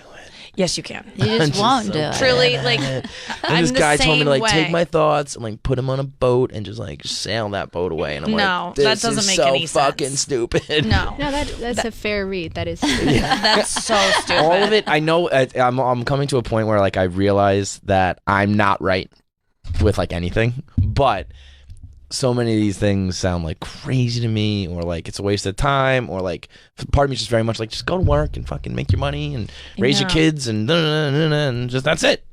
But then I am then are going you crazy. happy? Yeah, so I'm like, well, all right, time to like give up on that do you ever idea. wonder like what is happiness? Like do that feeling like All do the I fucking know? time. Like 'Cause is I don't it think I've ever something that I been it. am feeling, or is it something that's because yeah, like I don't even know when I'm most happy. I can't really. It's like when a guy I like writes me back. That's my most happy. But that's not happiness. That's like When you're- Jen's laughing. Jen relates. Like the happiest my friends have seen me is when I get a response from someone that I like. Yeah. When your special comes out and the world universally calls it awesome, you don't care. No. No, didn't feel it. I mean, yes. I mean, it feels good to get the stuff, but it's no. But men feel it when their special comes out. I Women would, feel yeah. it when their crush comes out. Yeah. For me, I mean, Elna, do you really like what makes you? When is your most happiest? Well, I did drugs recently, and That's it. When I do drugs. when I do drugs, no, I did this thing. It's called SKD. It's like Canna Sassafras Dendronium, and then mushrooms. I'd never done any drugs, and my friend had said, it's a heart opener. It'll put you in touch with your repressed emotions. It made me feel overwhelming love. So then I took it, and I was like full of rage, just rage for like hours, laying there with like a blindfold on, listening to like music and just filled with rage. And it was supposed to put me in touch with my true self. And I was like, oh, my true self is an angry God. Like it's fury. And he was like, no, that's your ego. That's the voice in your head. You've like fucked with the system. Try to go behind that. Try to go behind that. And so then for like another 2 hours, I was just trying to get out of and then I just got more and more angry because I couldn't get out of my head. Sounds terrible. It was terrible. And then what broke it was that I remembered that in meditation, one of the things that you can do is you can individually focus on the 5 senses, and that gets you out of your ego voice. So I touched the blanket and it felt really lovely. And then I was like, oh, touch. And then I just started touching things. And then I started to smell things. And then I felt like this child or this being that I had not been. I have no memory. Like the last time I was happy like that was childhood. But I just came back to life, and there was a peach, and I was like smelling the peach, and then I ate the peach, and I was like, how is this all the time available to me? Yeah. And then I was just so curious. I was like, wait, I want to see what running water feels like. And then I like felt running water. And then I was like, I want to see what it feels like on my feet. And then I like made a bubble bath. And then I was like, I need to go outside. And then I went outside, and I was like, I want to run through the sprinklers. I want to touch trees. I climbed a tree. I was like, everything was like, it was just about the actual experience. And I was so hungry to keep doing the voice in my head just kept saying new thing. Okay, so now I know what water feels like. What does grass feel like on my toes? Oh, there's a bug. What do bugs feel like? Like I had this I don't know, and I knew it was going to go away. So I felt like I was given this like 2-hour period where I got to be alive again. And I was just like everything. And then, I came off of it and the voice came back. But Did you eat a pizza? I did not eat pizza. No, I was like, new thing, not food. Yeah. But I think that the thing that I learned from it is that I've always thought there was like a reason that I wasn't happy, and it was some outside thing. Like for me initially it was that I was fat and I was unlovable, so I had to solve that problem. And then it was that I was Mormon and that was repressive, and so I had to solve that problem. Then it was that I married the wrong person, so I had to like end that marriage. And then it was that I was in a complicated relationship, so I had to get out of that. And everything has always been like fix, new problem. And if I can fix the outside world, then I'll finally have this place where I'm allowed to be free. And in that moment I was like, oh, it's nothing outside of me. There's this voice that is preventing me from being able to enjoy what's actually good right in front of me in any given instant. And if I can just like just turn it down a little, which is essentially what you were doing for a week, then I can like touch and feel and see like the beauty of color. Literally just like green was so beautiful. And I don't know how to do it if I'm not on drugs, but it's there. That's there, and it's always drugs there. Is like that's what I listened to Sam Harris talking about psychedelics, and it's like what your brain is able to do on drugs, it could do on its own too. It's all there. It's unlocking just it. Yeah, it's just unlocked. So how do we get there? I'm telling more you, often? If you turn your phone off on the third day, you will be touching the bark of a tree, just like, whoa, this. Like I literally hugged a tree on a hike. But did you see that thing on that was all over Twitter and Instagram of that tree that got struck by lightning that had like a lightning bolt in the middle of it? No. That was fucking cool. Yeah. And Oh, I'm so I glad saw that that on I my got phone. to see that on my phone. Yeah. Yep. That was I mean, you're not going to see that out touching trees out in your backyard. That was something that the I'm internet gonna can see only it. bring Phones you. are I'll cool. see it. I knew you knew exactly what I was talking about too. Yep. If you're on your phone, like you almost share a world with people that do. are on their phone. Like are you You're- on Reddit? Reddit, I don't fuck with. Reddit's Really? like too deep for me. Yeah. Why? It's not share. It's not true connection. That's the thing is I didn't. We just connected over that lightning Yeah. bolt tree. Yeah. See, that's the thing. I think it's a connection. I think like the people like my I think my there's- internet friends are like the coolest people I know.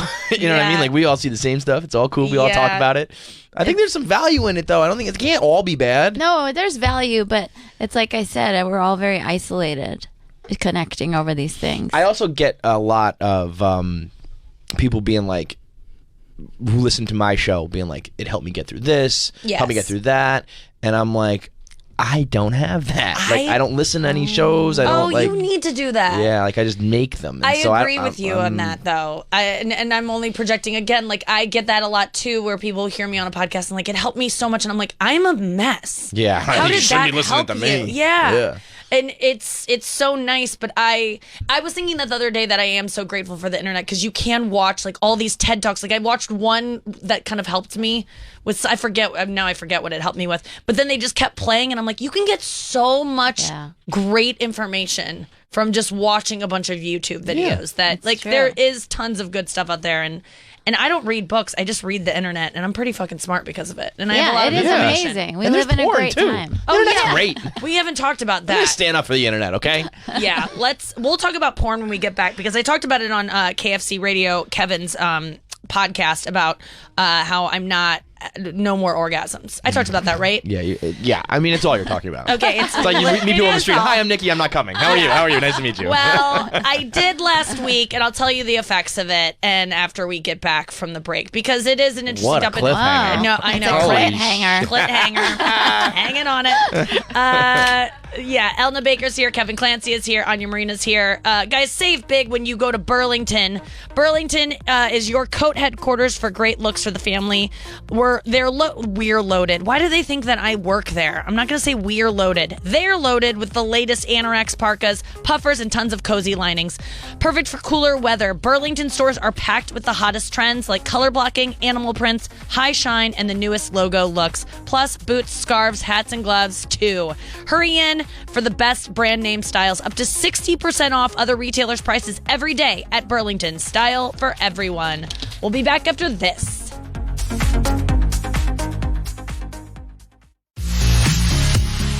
Quip, quip, quip, quip. Yeah, what actually makes a better toothbrush? Is it all the industrial strength power, the claims of miracle trendy ingredients, multiple modes? No. If you ask your dentist, they'll tell you it's less about the brush and more about how you use it.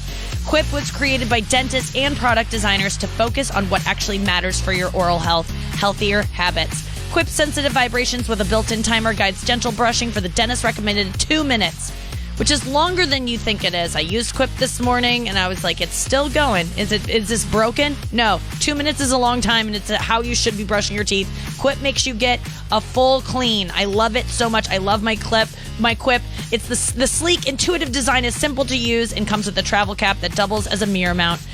These thoughtful features make brushing something you actually want to do twice every day. Good habits matter to live a healthier life. So, help form fresh oral habits with health habits with Quip. Quip starts at just $25. And then if you go to getquip.com/Nikki right now, you get your first refill for free. That's your first refill for free at getquip, getquip.com/Nikki. Getquip.com/Nikki. Get one.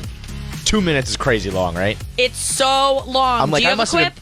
I must be brushing my teeth for like 10 seconds a day because this feels like eternity. No, if you would have asked me before Quip how long I had been brushing my teeth, I'd be like 2 minutes. 3 minutes maybe. 10. No, now I'm there I know all day. it was literally like 20 seconds. Max. For sure. Done. Oh my God, and it's not bad. enough. And now Quip, do you do the whole 2 minutes? Sometimes I have to shut it off. I'm I like, Quip, definitely you're a don't do little, that. it's a little overkill. When Quip. it tells me, I guess it's basically telling me like switch sides. That's my Yeah, time. they pulse. It's Yeah, over. the first pulse. That's- It's supposed to be, yeah. So you're doing a good 30 seconds.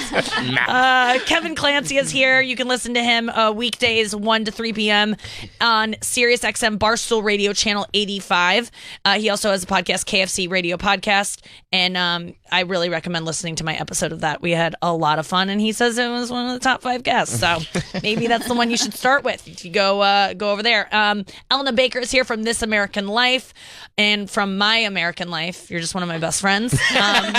So that's also where you're known from. And Anya Marina is here. Anya, what do you got coming up? Any shows? I have a couple shows. If you're in Portland, Oregon, come out and see me. I'm doing a house concert. I'm doing one in Richmond. So if you live at that house, it's a salon, come out of your room. actually. Okay. It's a salon. It's a hair salon. So, but they have these house concerts. Yeah. You know, it's really cute and it's fun. So that's coming up. And then I'm doing Richmond, Virginia, then 2 live dates in New York, recording a live album. So go to anyamarina.com to get tickets. I'm in New Orleans. I'm doing Tulane University next week. I only accepted the gig because Andrew graduated from there, I think. He went there. And He graduated? Yeah, he did. He didn't walk, but he, just like me, we were very similar. Like, I have dreams all the time where I didn't graduate, even though I did, but I didn't get a diploma or walk because I just didn't care. I was What? just like, Where'd you go? I went to KU. I just didn't. I was just like over it. What were you doing instead? Just getting a venti? I literally slept Latte? in that day. All my friends and like my family was in town, but all my friends went and graduated, and I just like didn't go. I just didn't want to buy the cape. I didn't want to go wait. I didn't care. And then I went to all the parties afterwards and hung out with all my friends. But like I was a stand-up comedian at that time. I was not a college student. I did not care. I just thought it was a waste of my time. It was a waste of my parents' money. It was a waste of everything. I wish I wouldn't have gone. Did you go to school? Yeah, I got an MBA. You did. Yeah, I was gonna like do the Wow. fucking finance world. Oh my That's god. amazing. That's so much work, Yeah. right? It was like a fake one. It was like a 5-year program. So I just like it was How like is that fake? Yeah. well. 5 years after. I went to Fordham and I graduated a semester early and then did the 5-year program. So like where all my classmates were graduating in May, I graduated in August with like an MBA, and I was like, that's not real. I didn't get like the full business school experience. You know what I mean? 5 years. Yeah, 5 years. 4 of Total, them yeah, undergrad. yeah. Oh, okay. So I thought you like, went to no, 5 years of that would be MBA. real as shit. I went for like 7 months. That would be Wow. I real was like, shit. this is like just but 3 you still letters. have an MBA. Yeah, I mean, I guess, Congratulations. yeah. Did thanks, you I guess. walk? I did walk the undergrad. I didn't. Yeah. I don't think I did anything for the MBA. Yeah, 'Cause you're again, it right. was It's fake. kind of a weird rip-offy. It's like a prom experience. I just don't get. It was just like a bunch. It just didn't matter. I don't know. I can't look back on it and say why I didn't, but I just know that I didn't, and I You really don't regret it. not walking. Yeah. What would I have gotten out of You a picture? missed out on that moment. I mean, I Nikki. walked in high school. I remember what Yeah. it was like to do that then. I just don't care.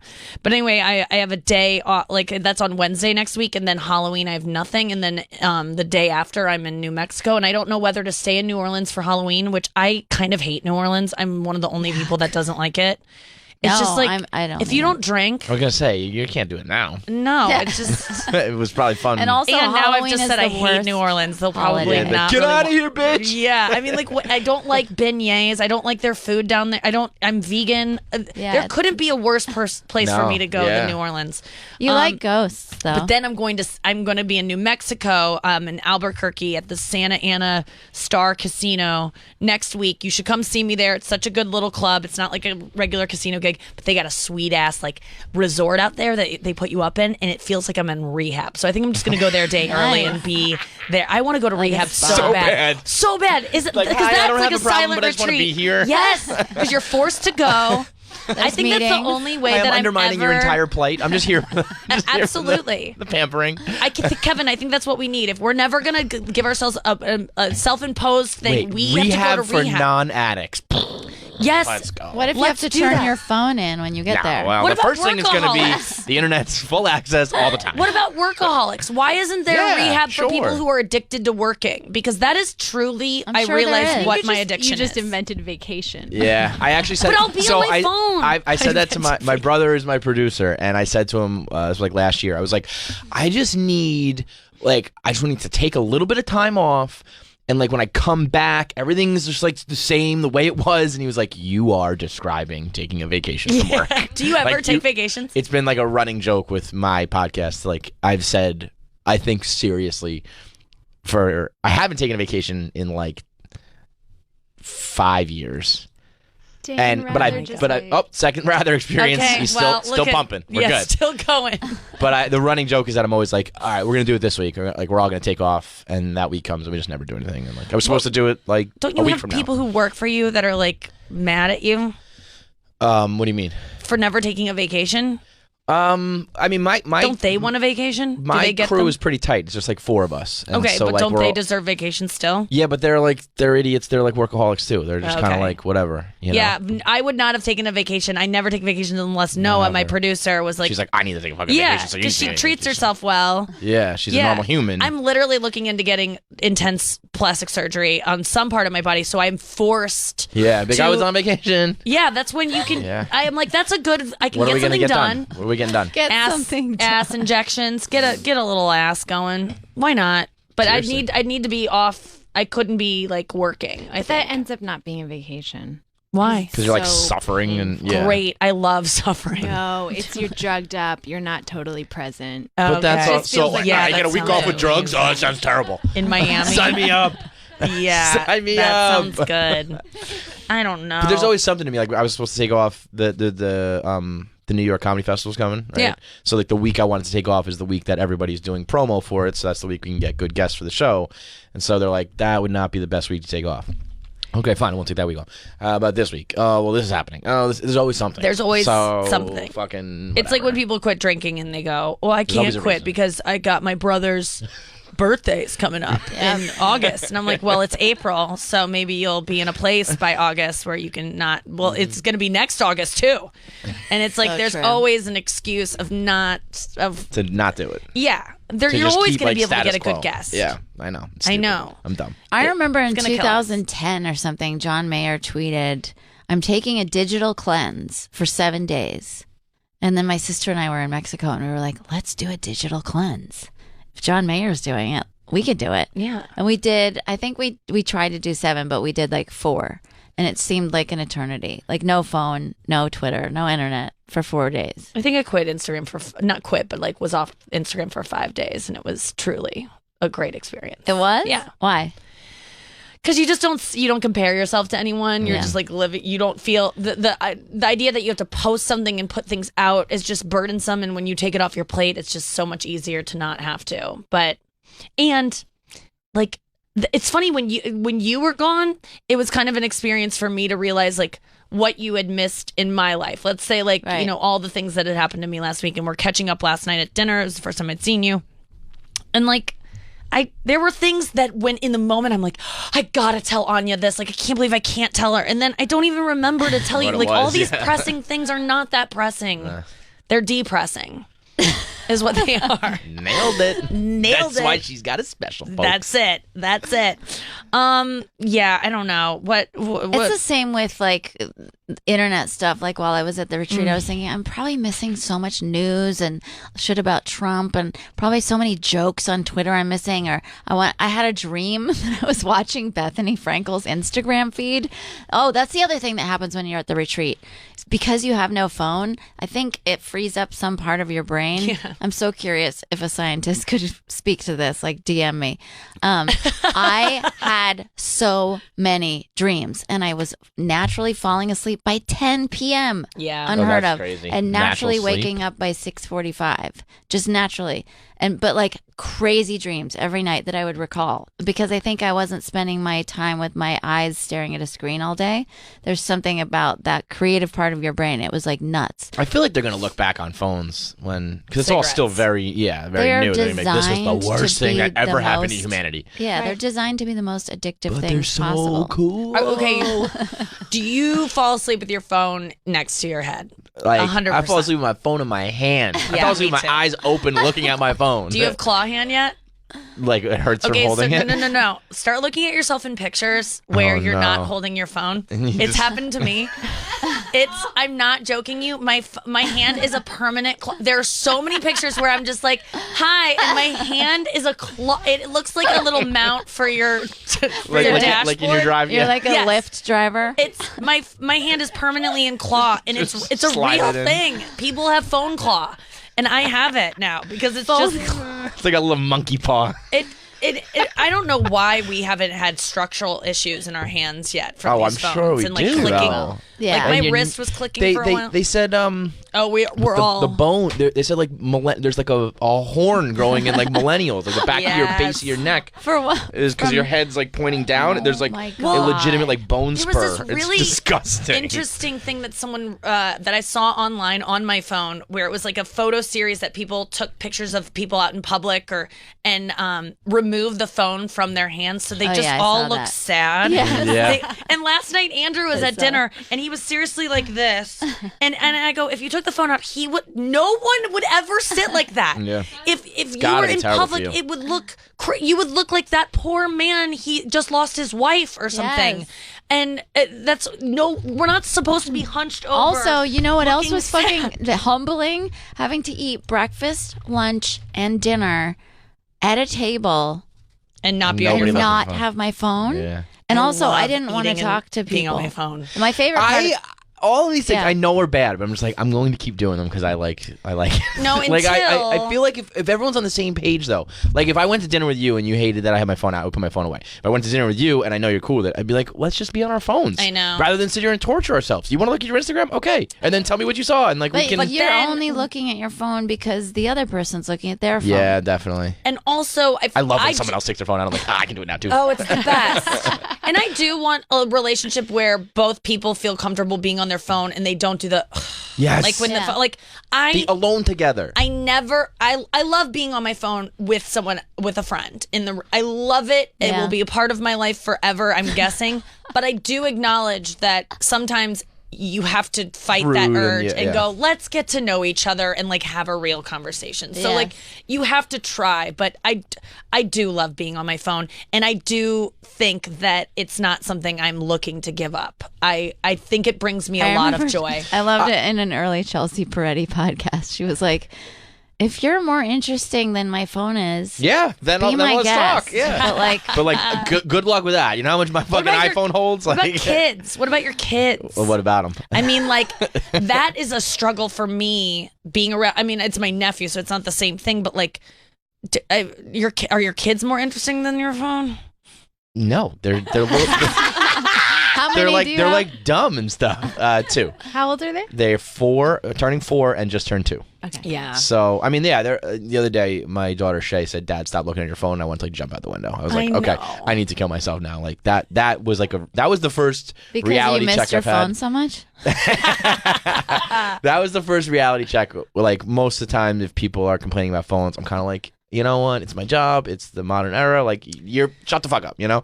But that, I was like, wow, okay, I'm on that too much, you know? Yeah. And then she promptly buried her face in an iPad for like 6 straight hours. So I was like, I do too. You put down your iPad. Yes. So I try not to, but like if they're, you know. There was this heartbreaking moment where like there were kids in the office here that it was like, take your daughter to work or take your child to work day. And they came into the studio and I was like interviewing one of these little kids. And I was like, what's something that like you want to tell adults that like adults just don't get? And this little girl was just like, stop being on your phones all the time and like look at us. And it was just like, and her mom was like in the corner just like, can we go to another child? Yeah, it was like, and I hear that there is this new, like the kids that came up with parents on their phones are like spending less time on their phones because they look at it like an adult thing, like almost like, ew, that's for like old people to do. And so they're kind of rebelling against Well, I'm like phones. always taking pictures of them and videos and they're doing something funny. And even my daughter's old enough now to be like, stop, you know? Like Yeah, she was just like, enjoy this experience. or she'll stop doing. It's like, almost like "Tag me, innate. Dad." She stops. If you're She gonna do stops that, you better tag doing me. what I wanted to film. Like she's doing something cute and funny, yeah. and then I took the phone out. And she's like, "Well, now I'm not going to do that." So Yep. it's definitely like in her awareness, you know. Yes. My son fucking was talking to Siri the other day. I don't use Siri at all. Yeah. Like that was like. That's like past me, you know what I mean? Right. And he's like kind of like babbling gibberish to Siri. Yeah. Like, how the fuck did you? And he figure has a that out? podcast, right? Your 2-year-old son. Seriously, On it's Barstool. crazy. It's crazy. Oh God, I can't believe you're a father. Yeah, me too. I get that a lot. I mean, no, I can't believe anyone is, but like people my age are like parents, and Right. it's so weird. Is it weird because you're dating people, right? Yeah. Is it weird to be a father, like to have to introduce the concept? To the kids? To the person you're To the Or dating. the person person you're I'm dating. dating. Yeah. Oh, really? Yeah, I thought you were joking when you said that. Yeah. I have kids. This is what the concept of kids. So one time I met a girl and I liked I her a made a lot, baby. and we made some babies. I just feel like No, it's definitely like a It just bombshell to changes drop kind of. everything. It's like almost Yeah. like a. There's definitely been times where I felt it's almost like a. Deal breaker. Yeah, or just like I have to tell you something. Like I used to be in prison. You know what I mean? It's like Yeah. I have Yes. kids. Yes. And it's like some people. Do you cool, put some it in people your not. dating app? I'm not on. I don't do dating. Oh apps. yeah, you can't get on. I got rejected from Raya. really. Yeah, and then, really cool. And then I'm not on any other ones. So I Yeah. wouldn't know What that, are so you I wasn't that looking pissed. for in a woman? Oh, I don't even know if I'm looking. You Are know? you so you're not ready to date? No, I mean I'm seeing somebody like consistently now that like knows the deal and gets everything about me. But I don't know what's like down the road next. You know, I really don't think I want to have more kids. Don't know about getting married again. Yeah. Kind of happy to just be fucking Buddhist or whatever it was. You know, just be Yeah, in, you in just the learned about moment. You know, Buddhism. I'm so But in now on you're Buddhism. sold. I'm so in on Buddhism now, just because if like I can just be like, I don't know, I'm just in the moment. Yeah. We can't talk about this right now. Oh, yeah, I'm what- too much in the moment. We don't have to define our relationship. Now let's do some mushrooms and shut the fuck up. It's all meaningless. Yeah. Now suck my dick. You invented a religion. You just really invented did. a religion. It's all meaningless. Landmark Forum Part 2. Version 2. We'll be back with more show after this break. We got Kevin Clancy from Barstool here, Elena Baker from This American Life, Anya Marina from My Russian American Life. Anya Marina from just the best music ever. Check out all of her music if you haven't already. You know it. Like, just get into it. Do you have a new album coming out or anything? I have an EP that came out recently, and I'm going to have a new single out. I'm doing, should I say what it is? Yeah, Did I? Taylor Swift. Yeah, a cover of Taylor Swift's The Man on November 1st, inspired by Nikki. The recording was inspired by her, so that's coming out soon. excellent. Guys, why do 97% of customer surveys say they sleep better on Boll and Branch sheets? Is it the 100% organic cotton? Is it that they get softer and softer over time? You just have to feel for yourself why Boll and Branch sheets are the most comfortable sheets in the world. They're loved by hundreds of thousands of Americans, including 3 U.S. presidents. These are $1,000 sheets for just a couple $100. And for a limited time, you can get their luxury flannel bedding, perfect for cool weather. They keep cool sleepers warm, and they breathe so warm sleepers stay cool. I have Boll and Branch sheets, and I freaking love them. That is, I am one of the 97% of customers surveyed. Well, they didn't survey me, but I do sleep better when Boll and Branch sheets are on my bed. I love them so much. I really think you will too. Go try Boll and Branch sheets. You get 30 nights to try them out. Shipping is always free, and right now you'll get $50 off. Right now, $50 off your first set of sheets at bollandbranch.com. Promo code Nikki. Boll and Branch, BOLL, and branch.com. Promo code Nikki. Do it for up to $50 off. We'll be back after this. Mood swings, muscle aches, feel like menopause symptoms are getting in your way? That's why you need Equell, the plant-based menopause relief formula that helps to reduce the frequency of hot flashes, provide mood support, and relieve muscle discomfort associated with menopause. Equell, made with naturally derived S-Equal, contains no hormones, requires no prescription, and has no side effects. It's easy. You order at equell.com, EQUELLE.com, and they ship directly to you. Equell is safe and effective and trusted by over 50,000 women. Shipping is free, and you can cancel at any time. Move on from mood swings and forget the hot flashes. It's time to feel like yourself again. Listen, I'm not menopausal, but this sounds pretty good. If it's going to change my mood swings and make me my temperature regulated, go to equell.com/Nikki, Equell, EQUELLE.com/Nikki. Go right now to equell.com/Nikki for 25% off your first month's supply. Plus, Equell is backed by a 60-day money-back guarantee. Equell.com/Nikki. These statements have not been evaluated by the FDA. This product is not intended to diagnose, treat, or cure any disease. We're back at You Up with Nikki Glaser. Should we get into it? Let's do my pop moment of the day. It's time now for Nikki's Pop Moment, brought to you by Burlington. Find your nearest Burlington store at burlington.com. Burlington, style for everyone. And I've got my friends here, Kevin Clancy, Elna Baker, Anya Marina are in studio.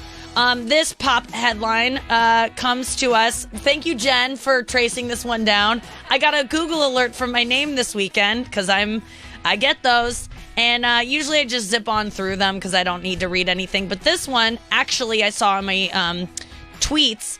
Bobby Bones sets the record straight on past Dancing with the Stars romance with Nikki Glaser. In parentheses, exclusive. Bobby Bones is setting the record straight on his Dancing with the Stars romance with Nikki Glaser. E.T. caught up with the reigning mirror ball champ at the... Okay, so here we go. The comedian claimed she and Bones briefly dated last year on the Howard Stern show. That's where I claimed it. But he ended up ghosting her.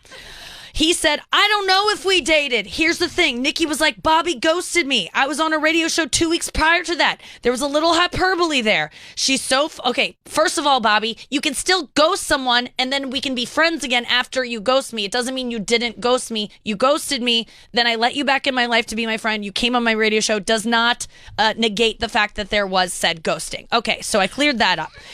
Then he goes on to say, she's so funny and there's someone who creates content to be funny. I was fine with her saying whatever. Okay, so he thinks that I was just saying something to be funny. No, I wasn't. You hurt my feelings. Whatever makes Howard Stern laugh. I wasn't trying to make him laugh. I was trying to be vulnerable because you hurt me. Wasn't trying to make him laugh. Howard did laugh because it's ridiculous that you ghosted me. And then he says, whatever makes Howard Stern laugh because he's the greatest. Whatever for a good story. It's not a story. It's a true... Well, it is one. It's a true story. And then he gave me this, but we definitely dated-ish. Ugh, coming to ABC this fall, dated-ish. But she was only on the show for like 2 weeks, and then she left. How much, if we're looking at the data, how much can you really date? How dare you? Okay, first of all, I understand, like, on paper it looks like, oh, I was only there for 2 weeks, then I was gone. Well, how could we date? You talk on the phone, right? Isn't that still, you FaceTime for hours a day for months? Is that not dating? Yeah. Whatever it is. I don't want to pretend like I thought he was taking me out on dates. But you have a relationship with someone. We weren't exclusive, but that's something there. And to go from that to not talking to someone, that's a little ghosty. Yeah. Agreed? That's Agreed. a problem with the phone too. What? That you can like text all day long and then Yes. you can FaceTime. It's like those things didn't used to happen. So if you weren't going out on dates, you wouldn't be dating. But now it's like you don't have to even fucking leave your house. You could be dating somebody. Yeah, I would You leave. talk to someone 12 hours a day, and it's like you know everything about me. I know everything about you. I've seen everything about you, and It's like that we never even girl, met. the teenage girl that was dating the guy who killed himself, and then she went to jail for encouraging him to kill himself. That Right. chick is- And they've Right. seen each other 4 times in 2 years or something. Right. Yeah. 4 times. I know, They but lived like an hour apart or something. and that guy claimed that they only dated Ish before he killed him. suicide note. Yeah. Yeah, you're absolutely right. Like, I feel I would cancel plans with friends to go talk to this person on FaceTime on the phone. This was like a priority in my life to make a connection with him and like have, and I know And that you I was ghosted too. us. And I ghosted you to go talk to Bobby on the phone. And then it's so this whole interview was so funny. And he said he was just happy to get talked about on Howard Stern, which was the part of the interview that I didn't like because I knew You didn't want to get the satisfaction. I knew he was because Howard I Stern's always his get hero. torn between that. It's like, Yeah, I don't know. give them satisfaction. It's like, but I want to say fuck that person. I so know. Well, he didn't even get the fuck that person part of it because this is what he said. He goes, "He's the greatest. I don't care how I get talked about on that show. My goal is to one day be on that show." Can you please just do his accent? And I texted Nikki. I was so jealous. I hit her up before the show, and I was like, "Hey, good luck." True. He hit me up before the show. First time I had heard from him in a really long time. Hey, good That's what luck. goes to me. Yeah. You ghosted me like 3 times in my life, Bobby, if we're going to be really clear about it. And then she goes, and she knows anytime she can bring me up in front of Howard, like, please do it because he's the greatest of all time. I will say that Bobby Bones, I appreciate that he doesn't care if I talk about him anytime ever. Like, I appreciate that in someone I'm dating, that they're like, hey, carte blanche on, like, you can talk about anything. He said Howard Stern called me wildly successful, and I was like, that's the coolest thing that's ever happened to me. What Did he? Yeah, I think I he. don't remember that well, part. I think he probably did because I said that too. Okay. Yeah, he did. Jen's nodding. He did say that, but he also said you were you dropped the ball and you were a moron, right? Yeah. Did you miss those parts? Because I have them. They're my ringtone. If you want to hear them. It's like every time her phone rings, get it together, Bobby Bones. Get your act together. Take this woman on a date. Oh yeah, exactly. So and then they said, are there any chance of Bones rekindling his relationship with Glaser? I don't see her. She's so full of crap though, in that I ghosted her. She's so full of crap because after Dancing with the Stars, I kept dancing. Well, that's harsh. How dare you? I brought her back for my final dance. Yes, you did. That was very nice. And then I went to her show in Vegas, and then I did her radio show. So that's all. Like, stop it. Okay. Okay, wait a I second. kept That's dancing. not This guy- dating. This guy flamed you. God damn, Bobby Bones. Jesus Christ. Dancing I on her know. grave. Yeah, no kidding. Doing the fucking lambada on So that grave. I hope to keep this going, Bobby. It's the only way I communicate Nikki with was you now. crying is in through New York People City. Magazine. He was dancing. He was. He kept dancing. Oh, She's we've so had a full good of crap. show. She's so full of crap. That's what I'm going to say when someone accuses me of something. Oh, he's so full of crap. I mean, it's 100% true, but he's so full of crap. I don't know. I mean, yes, I got ghosted, kind of. A He's slow all fade. over the Oh, place. in that now we're going interview. with kind of. No, I mean, like, I don't know Ish? what. Ghosted-ish? Yeah, ghosted-ish. That's my show. Ghosted-ish. You know what it's like. Like, you've been talking to someone and then you meet. You know if you're being like a dick or if it's like, or you don't have like any sort of like, you're like a sociopath if you're just like, no, what are you talking about? You know Yes. if it's like this person wants a response and I'm not giving it to her because I want Yes. I want to separate. I know. fucking and, know. And I don't know what I could have want because I don't want him to like fake like me and continue liking me if he didn't like the Well, alternative to ghosting this is goes just, all the way back to the first conversation. It's Yeah. like, did you respond to that email or not? Because I don't know. I have you had to ghost someone before or like have the conversation of like I'm not that into you? I think I usually have had the conversation. Yeah.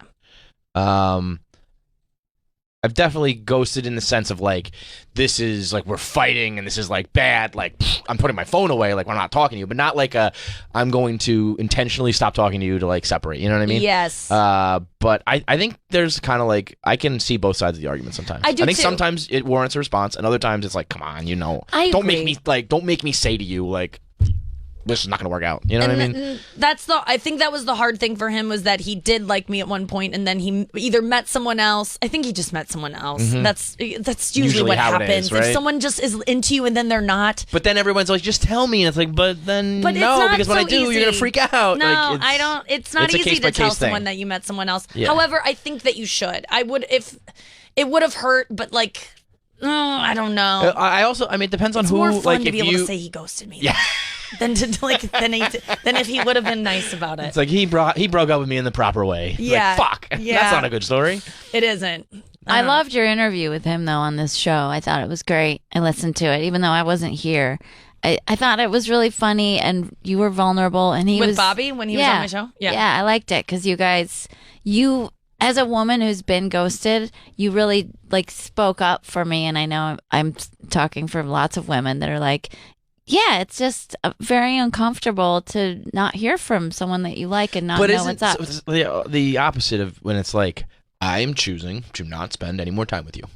I know. That's the most fucked up thing. It's like, hard. I could have you in my life or not have you in my life, and I choose not. I know, and it's just not kind of easy to like do. take a hint, Glazer. That's my thing. It's like if it's just out of nowhere, I feel like you need to talk to someone.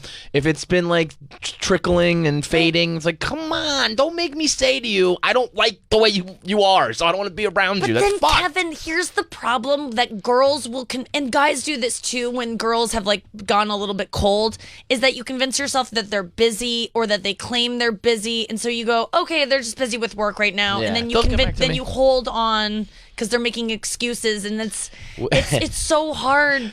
A guy who works at Barstool has a very famous tweet. He says, "Don't worry, she'll get back to you. She's just having a little bit of sex right now, dude." And that's the reality. It's like, no, she's working. No, she's probably fucking someone else, dude. Yeah, no, But when I realized that, I'm like, I'm okay being ghosted. Once I realized that, I'm like, because I don't want the ego blow, so I'm just like, okay, ghost me. Yeah, you just would rather not know.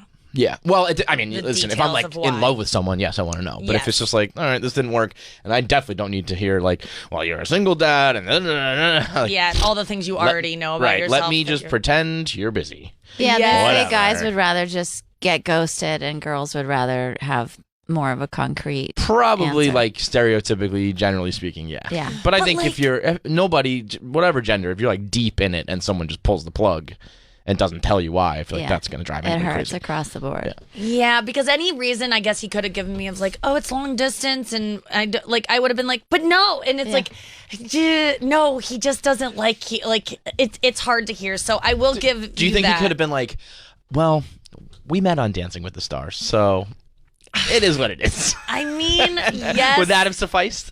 It's Like, listen, we were at summer camp, so You stopped let's dancing. pretend. You stopped dancing and I kept dancing.